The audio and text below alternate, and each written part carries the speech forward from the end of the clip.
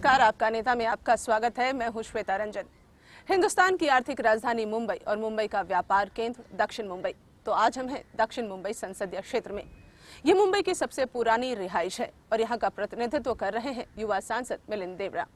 तो आज हम जानेंगे कि इस युवा सांसद ने क्या कुछ नया कर दिखाया है और कितना खरा उतर पाया है ये अपने वोटरों की उम्मीदों पर।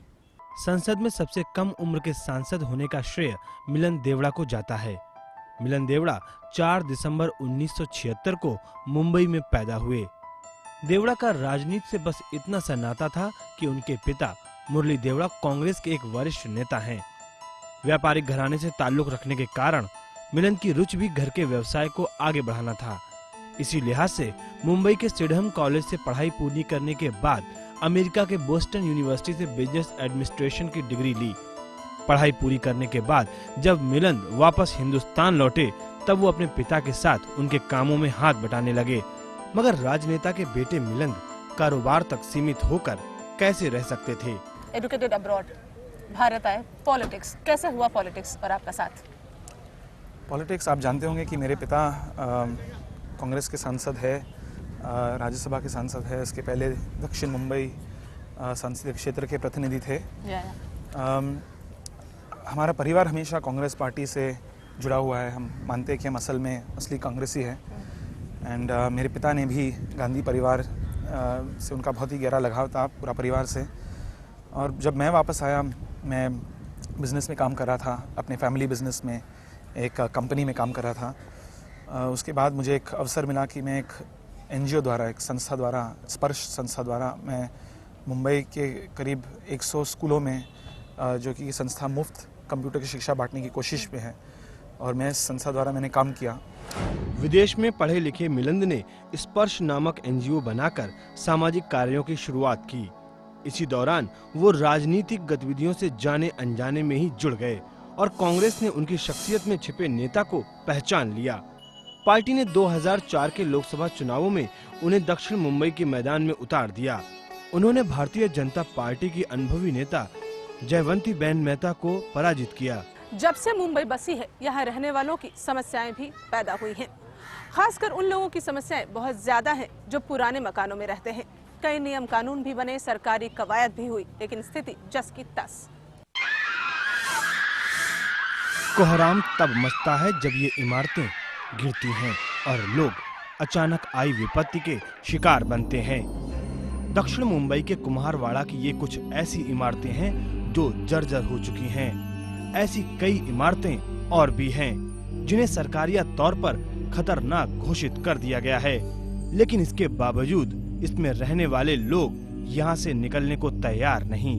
आखिर ऐसा क्यों? भले है डेंजर, तो हमारा पुराना जगह हम लोग यहाँ पे रहने का सोचते हैं और दूसरी जगह जाएंगे, एक बार निकल गए तो दोबारा यहाँ पे हमको आने को मिलेगा नहीं। टेनेंट जाने के लिए तैयार नहीं है। उनकी अपनी समस्या है कि उतनी दूर से वो आना जाना वो नहीं कर पाएंगे। डर लगता है, लेकिन क्या करें, यहाँ पे ही हम लोग का स्कूल है, कॉलेज है, सब कुछ यहाँ पे ही है। मुंबई में कानून के मुताबिक मकानों का किराया 1940 से निश्चित कर दिया गया है और मकान मालिक मकान की मरम्मत कराते नहीं। 2 जून की मुश्किल से रोटी कमाने वाला इंसान इन मकानों की मरम्मत कराए तो कैसे? लाचार और बेबस लोग अपने दिल में कई दर्द लिए इन मकानों में रहने को मजबूर हैं। मेरा लड़के को सोने की जगह नहीं थी, जब ही मर के आया तभी हम लोग परेशान है इधर। मगर इतनी हाई लेते हैं ना हमारी, तो कभी सुखी नहीं होएंगे। माड़े वाले ने बोला था कि हम लोग बना रहे, तो हम लोग को लगा कि बना रहे, चालू हो गया है तो हो जाएगा अभी 2-3 महीने में।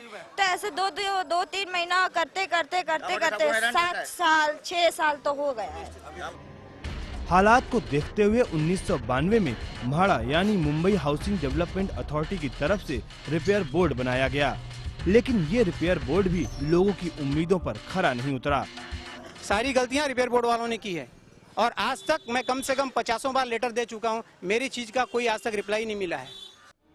हालांकि जनप्रतिनिधियों के फंड से टुकड़ों टुकड़ों में इन मकानों का काम पूरा हो रहा है, लेकिन मकानों के ऐसे हालात किसी पैकेज की मांग करते हैं जिससे इन मकानों का पूरी तरह से रिनोवेशन हो सके और ऐसा हो कि गरीब लोगों के सिर पर संकट नहीं बल्कि सुकून की छत हो।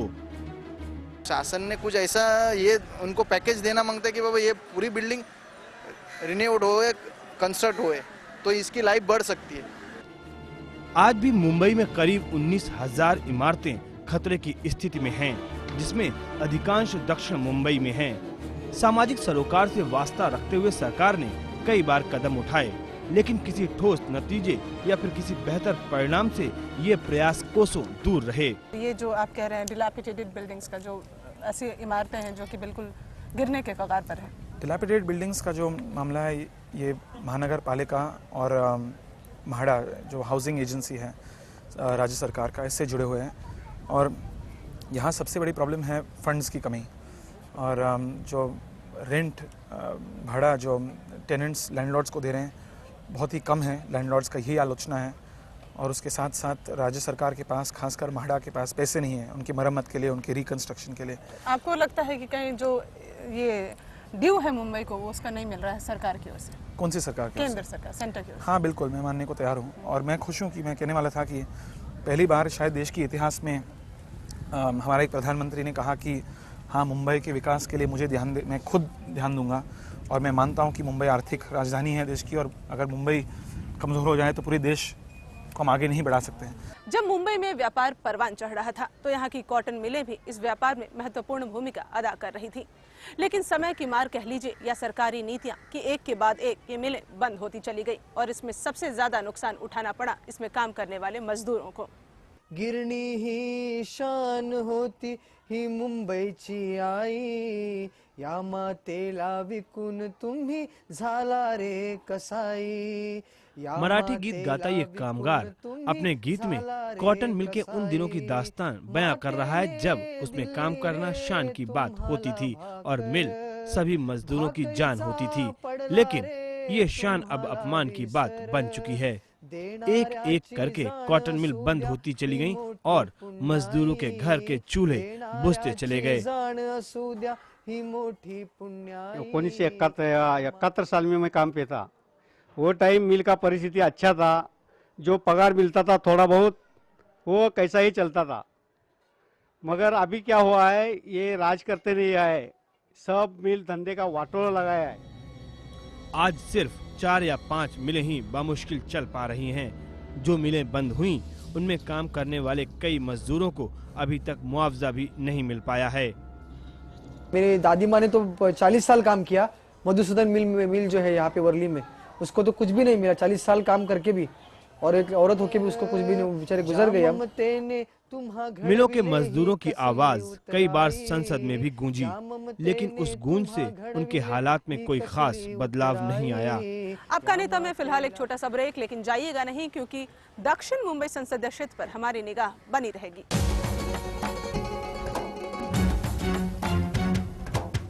दक्षिण मुंबई संसदीय क्षेत्र एक ऐसा संसदीय क्षेत्र जहां से सबसे ज्यादा कर सरकार के पास पहुंचता है, लेकिन उसके मुकाबले यहां विकास की योजनाएं कम ही आती हैं। यानी इस संसदीय क्षेत्र की उपेक्षा की जा रही है। परिणाम, विकास के दौड़ में ये पीछे रह गया है। दक्षिण मुंबई संसदीय क्षेत्र पूरे हिंदुस्तान की व्यापारिक गतिविधियों का केंद्र बिंदु, जहां 132 से ज्यादा होलसेल मार्केट हैं। लेकिन ये एक चेहरा हो सकता है इस संसदीय क्षेत्र का। इसका एक पक्ष ऐसा भी है जहां व्यवसायी परेशान हैं। तंग गलियों में खुले हुए लघु उद्योग, जिनके तरक्की के लिए वायदे तो बहुत किए गए, लेकिन किया कुछ नहीं गया। कारपोरेशन तो हम लोगों से बहुत सारे पैसे भी ले रही है, जो भी ले रही है टैक्स के नाम पे, लाइसेंस के नाम पे, लेकिन उस हिसाब से हमको उसके बराबर कोई सुविधा नहीं मिल रही। क्या टाइम है किसके पास इतना कि सरकार के पास जाए और जाके सुनवाई क्या होती? कुछ नहीं होती सुनवाई। हालांकि सरकार इन लोगों के हितों को देखते हुए इनको यहाँ से हटाकर कहीं दूसरी जगह बसाने की बात कर रही है, लेकिन ये छोटे व्यापारी अपने रोजगार के उजड़ने के भय से डरे हुए हैं और जाने की बात पर परेशान हो जाते हैं। नुकसान तो 50% होएगा, क्योंकि शिफ्टिंग जहाँ करेगा वहाँ 2-4 महीना तो अभी खाली फुर्सत में बैठ के वक्त गुजारना पड़ेगा। कहाँ डेवलपमेंट है? वो तो चॉकलेट शॉप MP है, नहीं उसको मालूम नहीं, गिटार बजा रहा है कहीं बेंगलोर में, कभी अहमदाबाद में, कभी इंडिया में। मजा अंधेर नगरी चौपट राजा, वो बोले थे ना, कहीं रोम जल रहा था और नीरो बांसुरी बजा रहा था। He is like that. उसको तो मालूम ही नहीं जनता क्या है, पब्लिक क्या है। ऐसा माना जाता है पॉलिटिशियन गिटार, स्क्वैश, स्विमिंग, ये चीजें कभी मतलब जेल नहीं करती भारत में। अगर लोगों की जैसे सोच है तो what do you have to say, आप क्या महसूस करते हैं? नहीं, जो किसी का अगर जो प्राइवेट लाइफ है, जो निजी तौर पे जो अगर एक सांसद हो, राजनीतिज्ञ हो या तो एक कलाकार हो, अगर जो पर्सनल लाइफ में जो करते हैं, ये उनका मतलब लोगों को मानना चाहिए कि ये उनका पर्सनल लाइफ है। और मैं मानता हूँ कि पब्लिक लाइफ है, प्राइवेट लाइफ है। पॉलिटिशियन भी इंसान है। बिल्कुल, पॉलिटिशियन इंसान है। अगर पॉलिटिशियन को संगीत में दिलचस्पी है, अगर उन्हें गिटार बजाने में दिलचस्पी है, स्पोर्ट्स में, खेल में, तो ये गलत बात नहीं है, बहुत अच्छी बात है, हमें इसका स्वागत करना चाहिए। मुंबई की लाइफलाइन यानी मुंबई की लोकल ट्रेन पिछले कई सालों से यहाँ की जनसंख्या तो बढ़ रही है, लेकिन लोकल ट्रेन को डबल ट्रैक से 4 ट्रैक कर दिया जाए और लोगों को कुछ सहूलियत मिल सके, इसके लिए कुछ कारगर कदम नहीं उठाए गए हैं। देश में रोज 1 करोड़ 20 लाख लोग रेल से यात्रा करते हैं, जिसमें से अकेले मुंबई लोकल ट्रेन में 65 लाख लोग यात्रा करते हैं। तादाद इतनी अधिक और ट्रेनों की संख्या सीमित, ऐसे में हालात जानवरों से भी ज्यादा बदतर हो जाते हैं और यात्रा करना जान जोखिम में डालने के बराबर हो जाता है।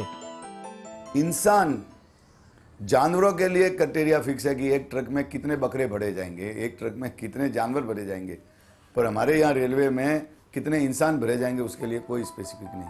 केंद्र सरकार की मदद से रेल विकास प्राधिकरण की स्थापना हुई और 3,480 करोड़ रुपए के बजट के साथ कई योजनाओं पर काम शुरू हुआ, लेकिन सरकार बदली और काम शुरू होने की रफ्तार भी। कछुआ चाल से चलता काम लोगों की दिक्कतों को और बढ़ा रहा है। एक अनुमान के मुताबिक